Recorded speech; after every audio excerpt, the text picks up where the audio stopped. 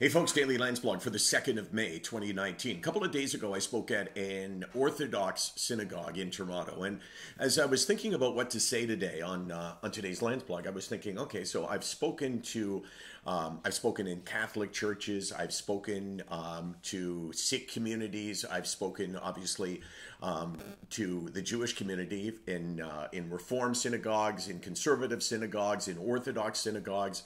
I've spoken in small towns, large towns. I've spoken to black people and white people and brown people. And, I was thinking what I've learned most of all is that it really is this pervasive thing, mental illness, that touches everybody in exactly the same way. But the difference between how different communities react, I think, is the biggest thing. The illness is the same no matter where you are, no matter who you are.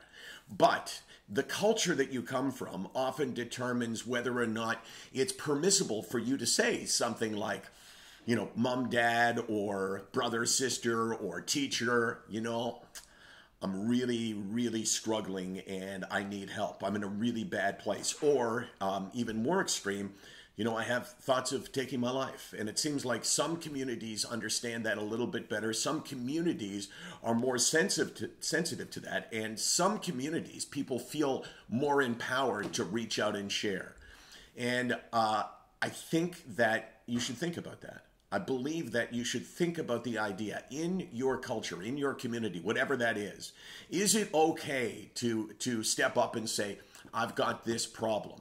I'd love to hear from you because I want to know what your background is when you say what community you're from, what do you associate with, and what do you think the level of ability of people to say, you know what, I need help. What's it like where you're from?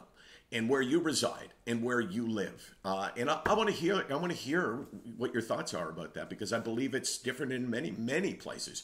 I mean, I don't like to point out particular cultures, but I was at a high school once a couple of years ago, and kids came up to me afterwards and they said, and these kids were all struggling. They said, we said to our parents, we need help, and they all said their parents reacted in a way saying, you have nothing to be depressed about. Considering the people that came before you, considering your relatives, you have everything. And I thought, there's a sense of logic in people's brains that that's the truth when you don't understand mental illness. SickNotWeak.com, 24 hours a day, 364 days a year. Let us know what's your background and what's the level of ability to come out and share.